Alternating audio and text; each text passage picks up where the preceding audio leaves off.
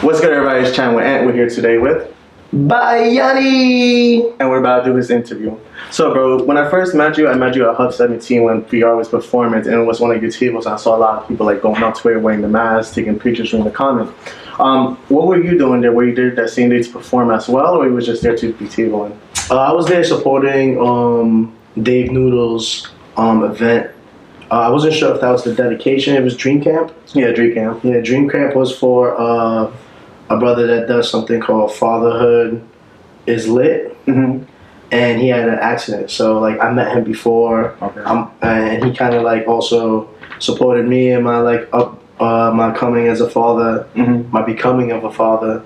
And, and Dave Noodles is a great friend of mine from Staten Island. He's very Staten-centric. He does a lot of events for Staten Island. Mm-hmm. From then to now, like, it's just something that I just felt I had to be a part of, you know? And That's him cool. helping a friend, you know? I feel you. And are you from and born and raised from Staten Island, or are you? I'm a New York kid, so I was born in Brooklyn, Sunset Park, which is right over the bridge. Mm-hmm. So I was raised by, you know, a whole bunch of Latinos on the block, Mm-hmm. Mexicans, Puerto Ricans, Dominicans, and around 1999 we transitioned to Staten Island. Heard you. And what is your nationality? Because I know a lot of people probably think you're Spanish. What is your nationality? I'm Filipino, Okay. so it's kind of Spanish. I mean, Yeah, of course.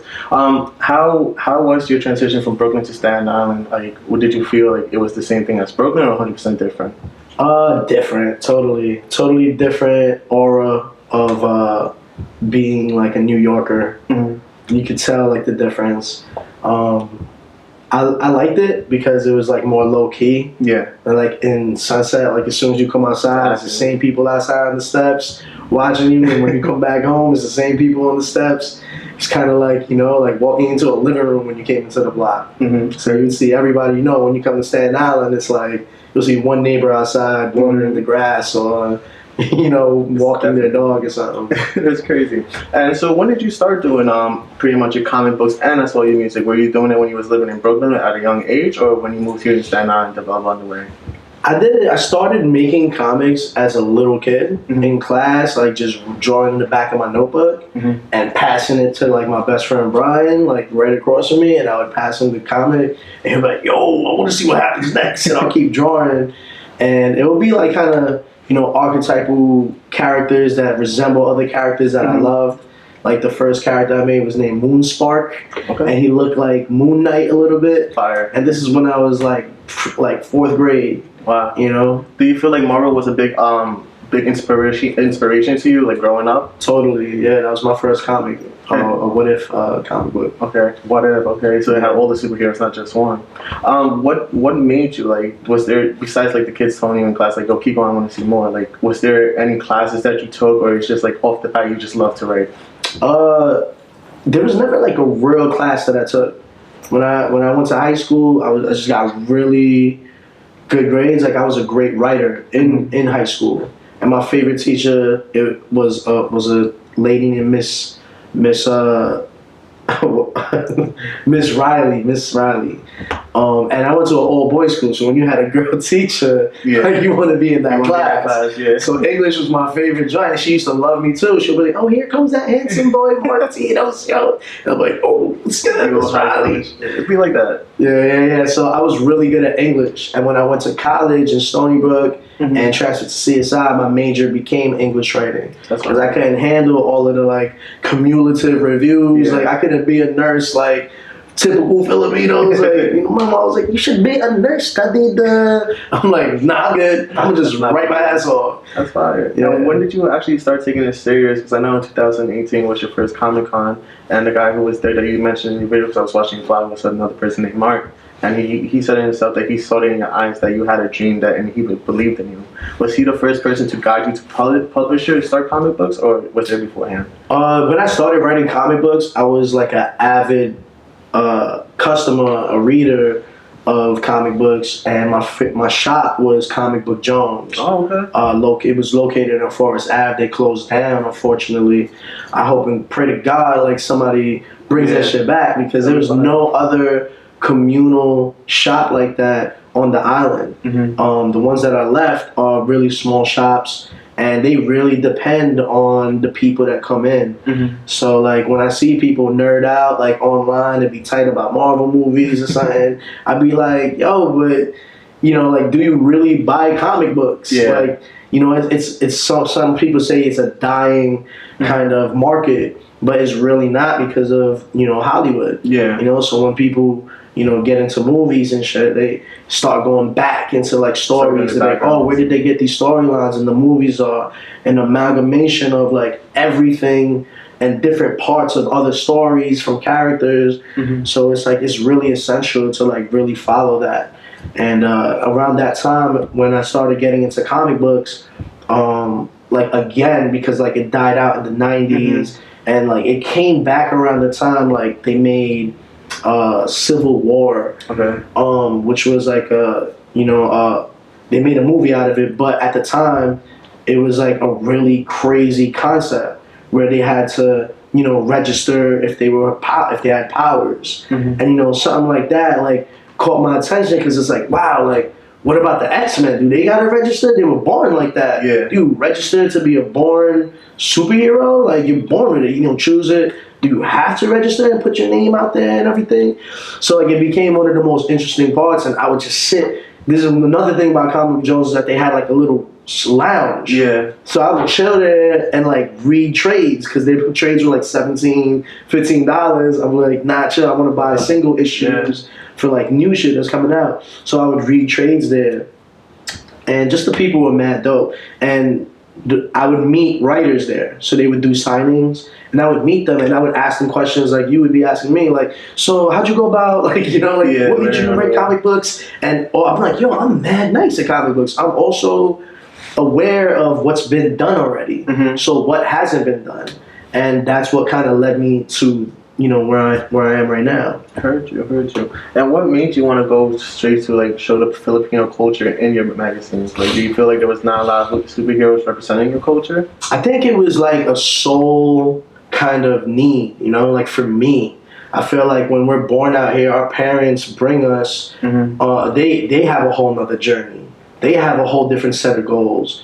Their hustle was wild different. Yeah. And then when we're born into this American lifestyle, it's like we're kind of like given the cheat code. Like now we're established here, we're in a home, like our parents worked wild hard to get the mortgage of a house, where we have that luxury to live our dreams, to follow them. Yeah. So now it's like weird because I find myself in the kitchen with my mom, like, yo, mom, did you know about the capre? And she's like, capre? Yeah, I heard that when I was little. And I'm like, oh, yeah, but, like, this is interesting. Like, you didn't tell me none of this.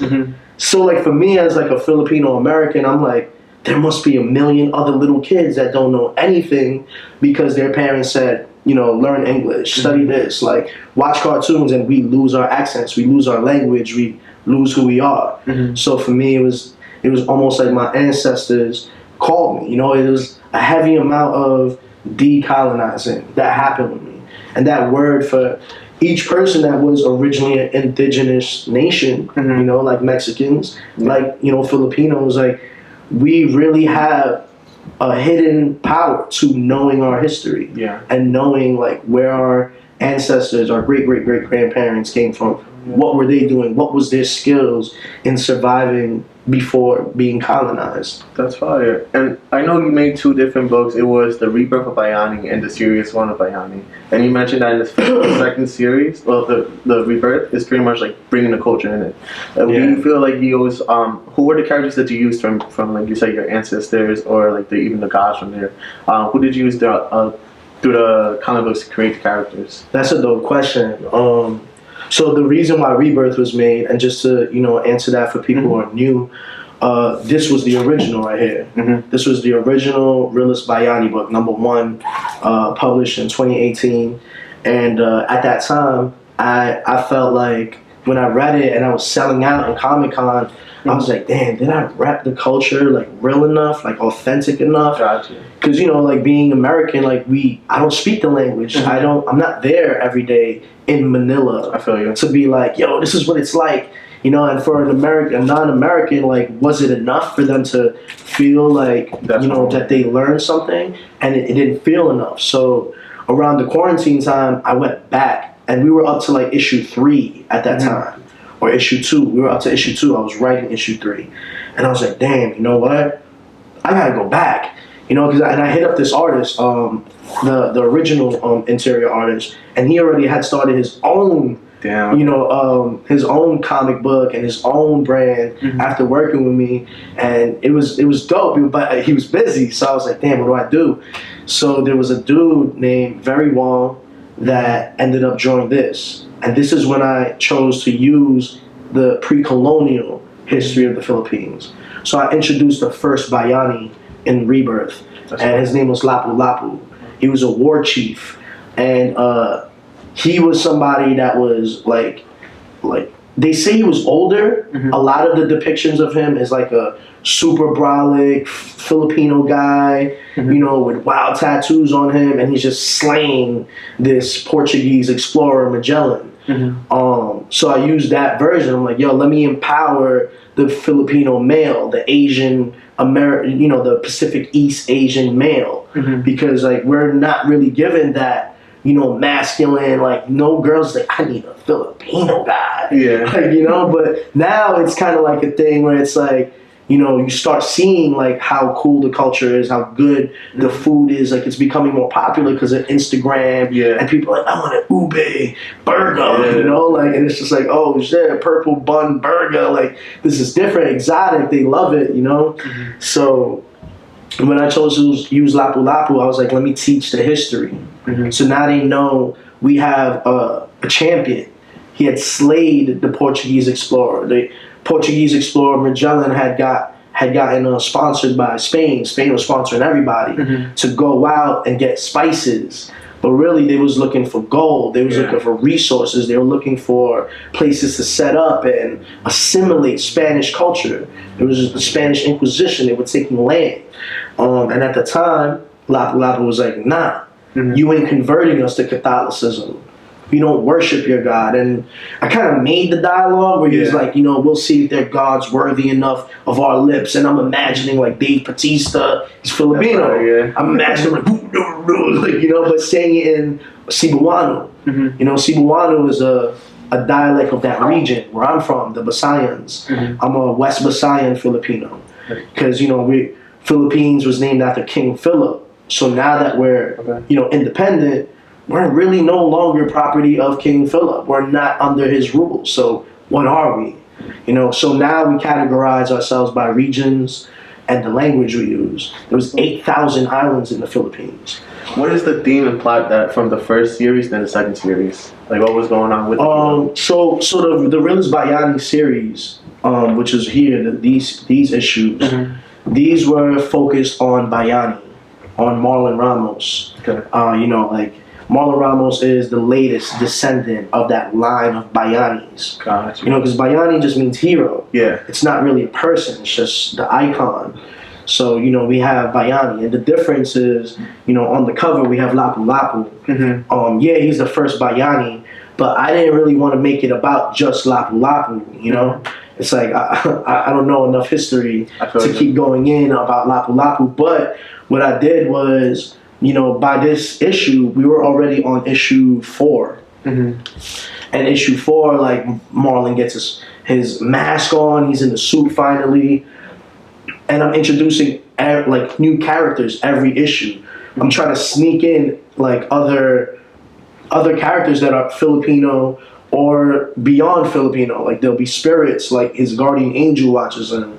There's, you know, Filipino goddesses that pop up, like Halia. Halia is the masked goddess. She's known for slaying a dragon called the Bakunawa.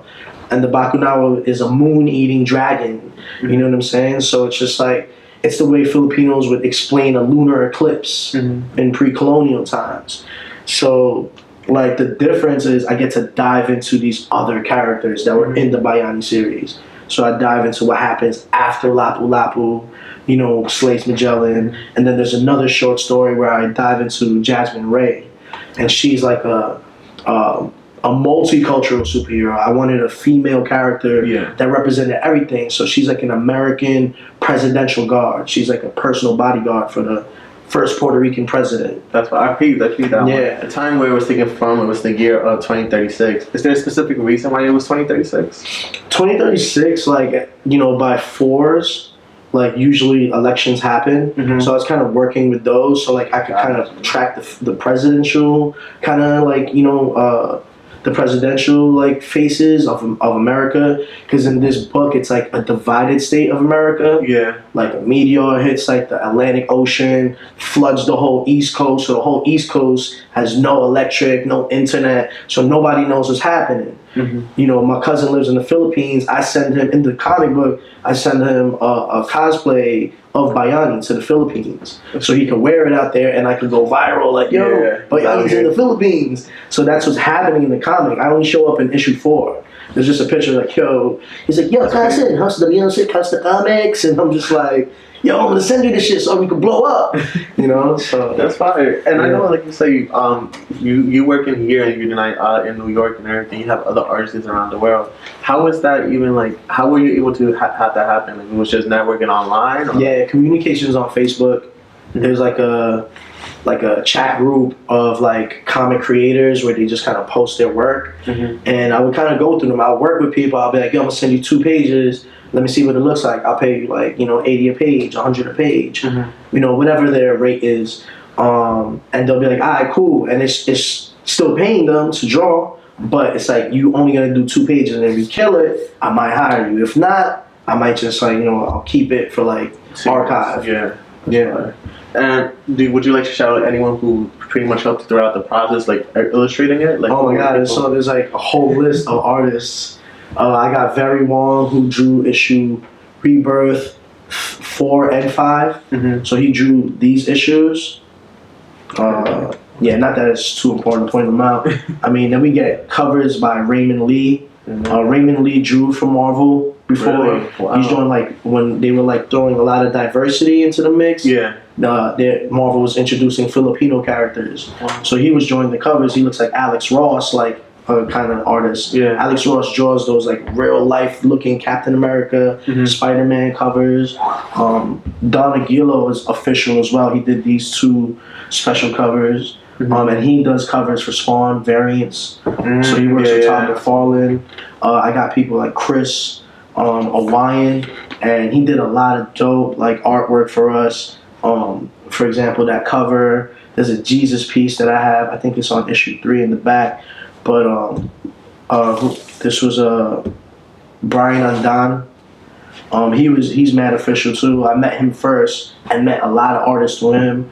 Issue 2 was also drawn by a female, Yuri Pinzong, and she was like a Filipina that was working with like animes in the Philippines. So she was doing animation work. Doom Smith, this is like one of the most highest selling covers that we have.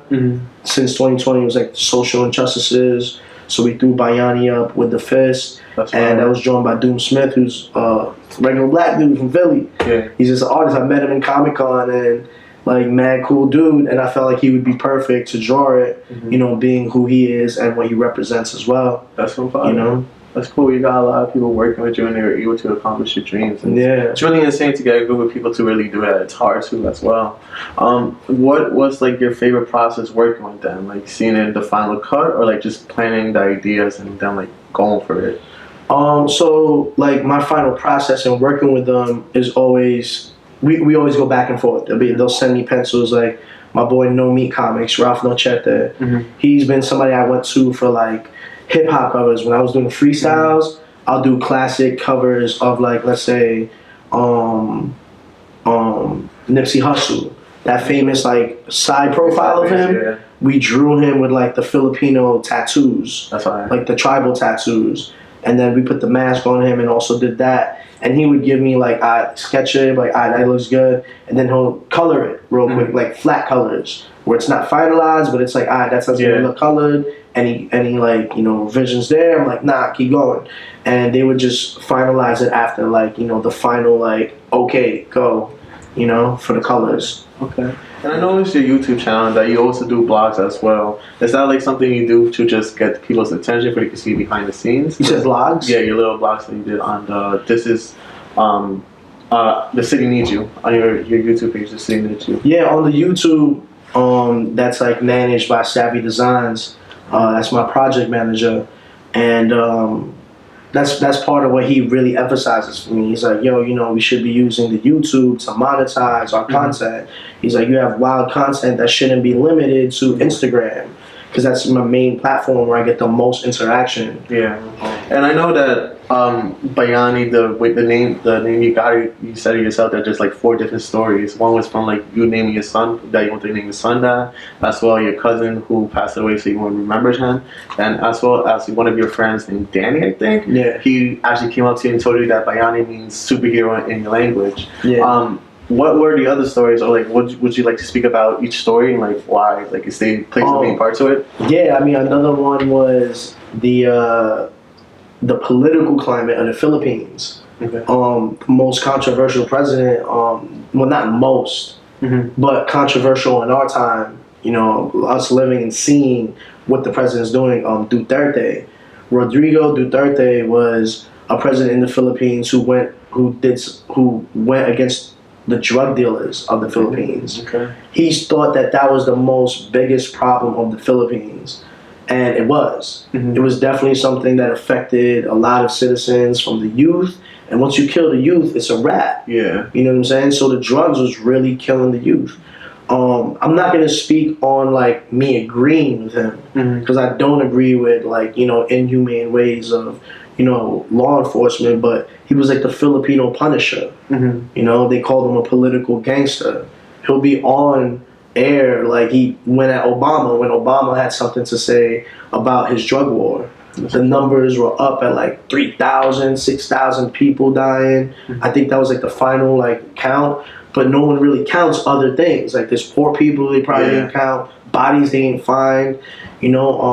It's crazy overseas. Internationally, like people don't understand how good we got it in America compared to how much people get silenced in other countries. Most people get shadow banned for speaking against the injustices here, but like people get killed, for saying certain things, depending on where you're from. So like that was really something I felt was a great highlight in a comic book, because when you're writing something, it's like, what need are you fulfilling? What needs to be highlighted? Like, what's the need of Bayani?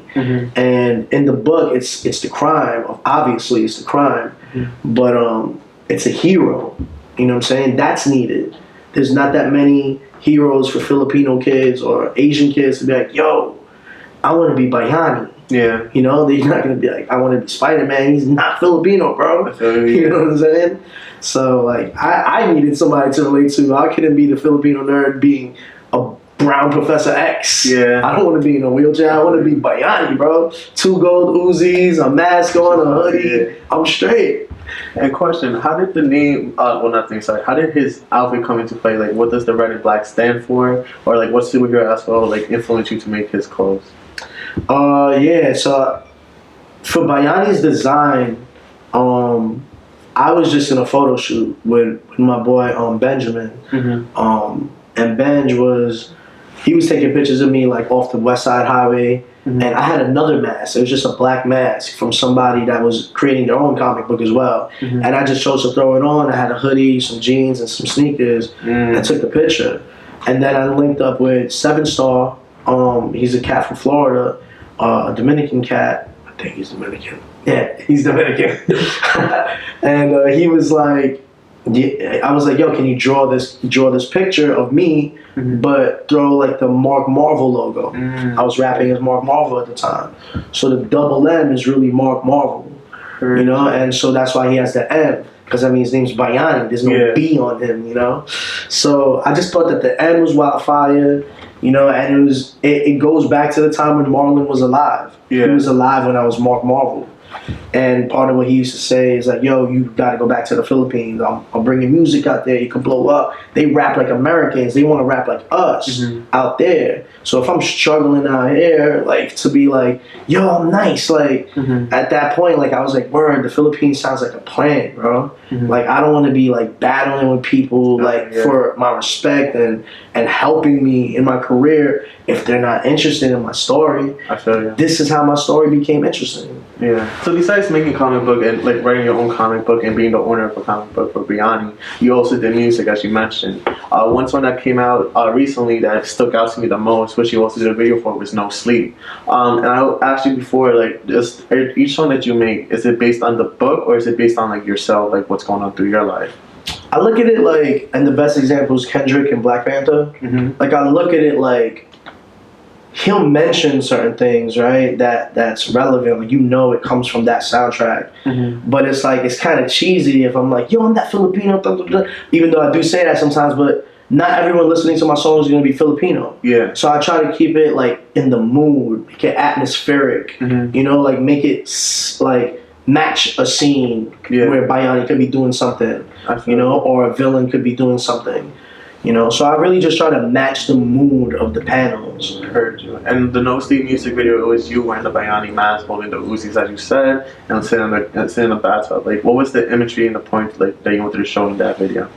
So I've been like really entertaining the manifestation of a movie, of a short film, of an anime, and so like I feel like people have to see the character. You know.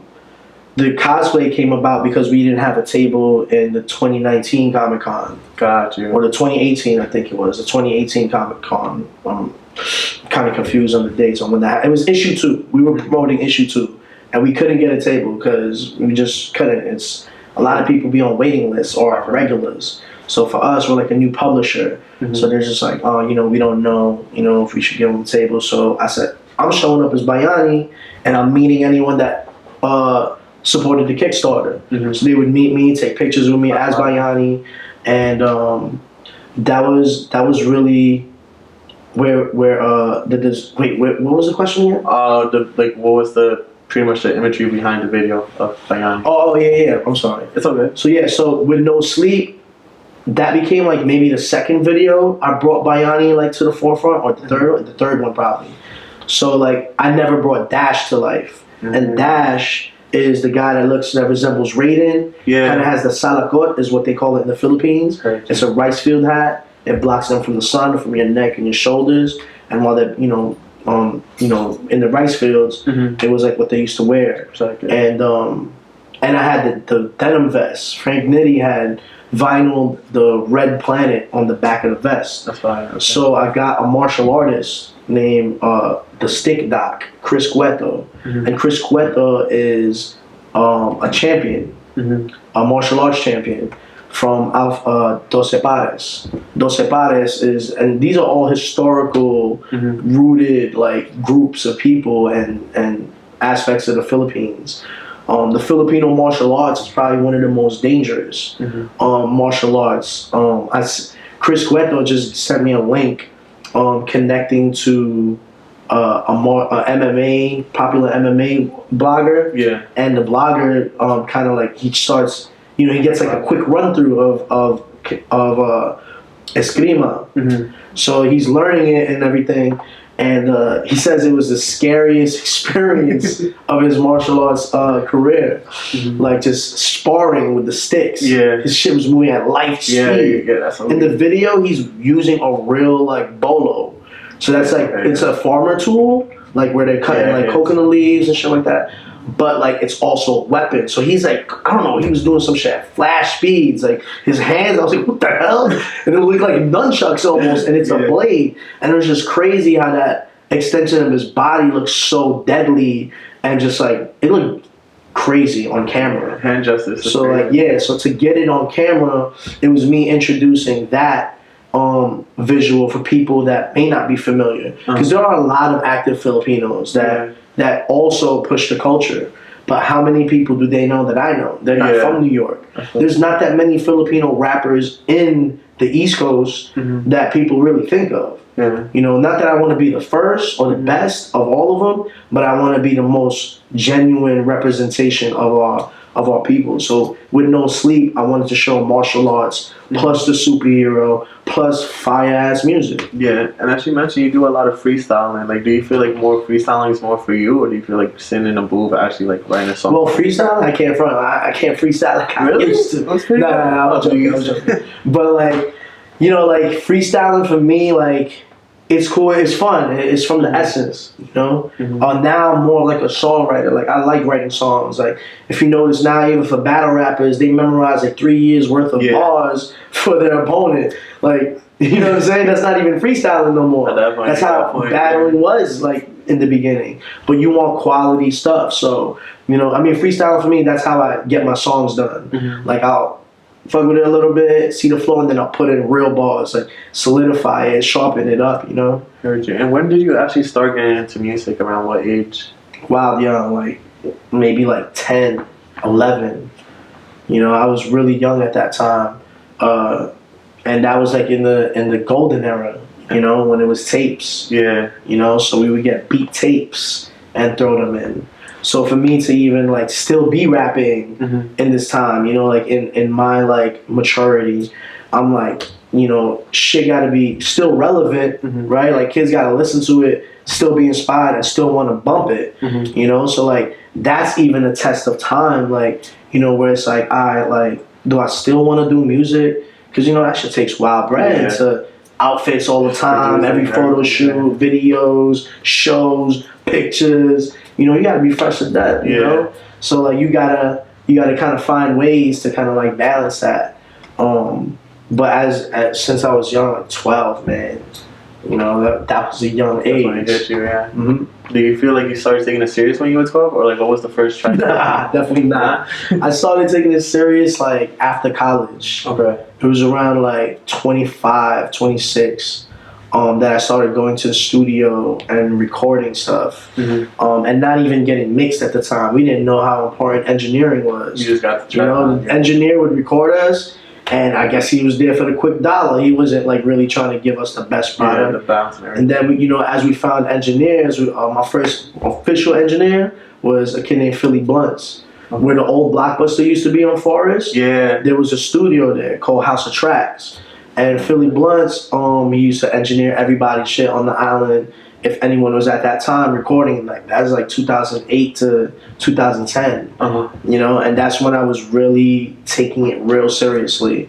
You know, one of our friends actually became a PA, personal assistant to 50 Cent, and now that kid's like everywhere. You know, shout out Jay Bettis.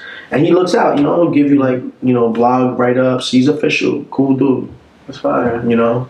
And when do you see yourself making more music now for you yourself, or your person to put yourself who's like Mark? Or are you pushing for it to be Bayani music? Like